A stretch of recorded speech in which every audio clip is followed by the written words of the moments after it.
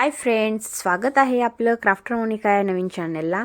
चला तर आपण लास्ट पार्टमध्ये पाहिलं होतं की स्नोमॅन जे काही आपण बनवलं होतं क्राफ्टिंगमध्ये, ख्रिसमस ट्री, ते सगळं काही अरेंज करणार आहोत या पार्ट्समध्ये. तर व्हिडिओ शेवटपर्यंत नक्की पहा. माझ्याजवळ एक ग्लास जार होता, जे की भरणी आपण म्हणतो डेली यूजमधली. ते मी रियूज करणार आहे आणि ते वेस्टेडच होतं. त्यातलं जे काही होतं मसाला वगैरे ते संपलं होतं, त्यासाठी मी ते यूज करण्यासाठी घेतली. आणि त्यामध्येच आपल्याला जे काही आपण बनवलेलं आहे सगळं काही क्राफ्टिंग ते त्यामध्ये ऑर्गनाईज करणार आहे मी, जेणेकरून ख्रिसमस ट्री आणि स्नोमॅन वगैरे ते सगळं ख्रिसमस डेकोरेशन छान दिसेल त्यामध्ये, आणि काहीतरी युनिकसुद्धा वाटेल, तुम्हाला नवीन काहीतरी बघायला भेटेल. तर व्हिडिओ शेवटपर्यंत नक्की पहा. तर व्हिडिओमध्ये मी कसं अरेंज करते, तुमच्याकडे जर दुसरं काही असेल अरेंज करण्यासाठी तर तुम्ही तेही वापरू शकता. माझ्याकडे हा जार होता, त्यामुळे मी या जारमध्ये इन्सर्ट करते सगळं काही.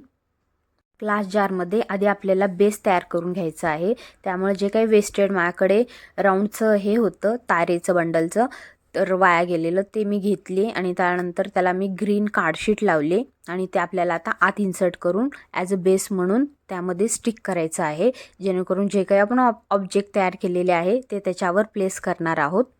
हे पहा, मी त्या जारमध्ये खाली इन्सर्ट करते हळू अशा प्रकारे, कारण ते जात नव्हतं. त्याचं पूर्ण वरचं जे काही तोंड आहे शेप त्याचं बारीक आहे, त्यामुळे अशी इन्सर्ट केलेली आहे, जेणेकरून त्याला हाईटसुद्धा भेटेल आणि दिसायलासुद्धा छान दिसेल. आता ह्याच्यावर आपल्याला स्नोमॅन जे काही आपण बनवलेलं आहे ना, ते क्राफ्ट वगैरे ते सगळं त्याच्यावर इन्सर्ट करून छान दिसेल अशा प्रकारे आपल्याला ते ऑर्गनाईज करायचं आहे.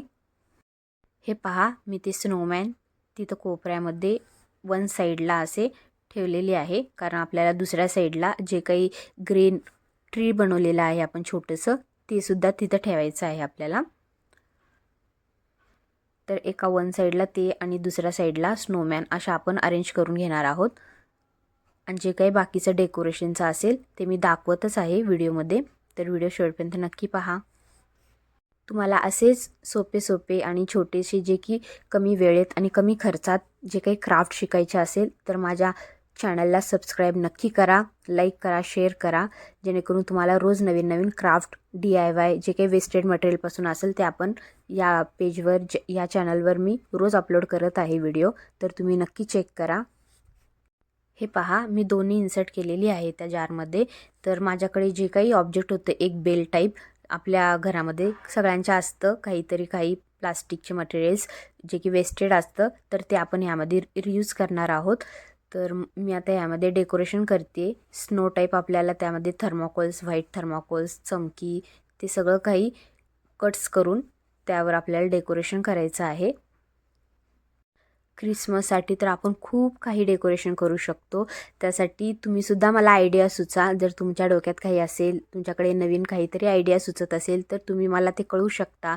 मला जे काही येईल मी नक्की ट्राय करेल. तर बघा, अशा प्रकारे आपला ग्लास जार दिसतो आहे आणि हे आपण त्याच्यावर प्लेस करणार आहोत, जेणेकरून अजून जरा छान दिसेल तो जार.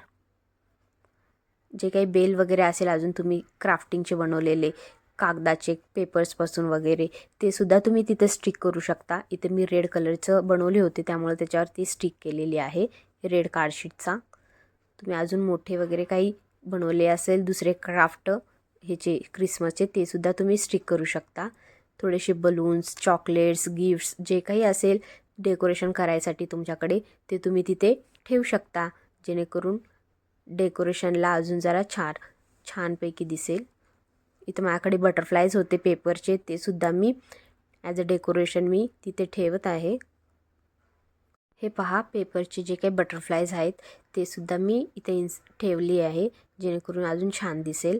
दोन्ही स्टिक केलेली आहे आणि त्याच्याखाली जे काही आहे ते बेल आहेत, जे काही आपण रियूज करतो घंटी वगैरे प्लास्टिकचे, ते सुद्धा आहे. बलून्स आहेत, चमकी आहे. अजून जास्तीत जास्त तुम्हाला जे काही ठेवता येईल डेकोरेशनमध्ये ते तुम्ही करू शकता, जेणेकरून आपल्याला क्रिसमसचा लुक येईल आणि खूप सुंदर दिसेल. तर व्हिडिओ शेवटपर्यंत पाहिल्याबद्दल खूप खूप धन्यवाद. तुम्हीसुद्धा हे ट्राय करा.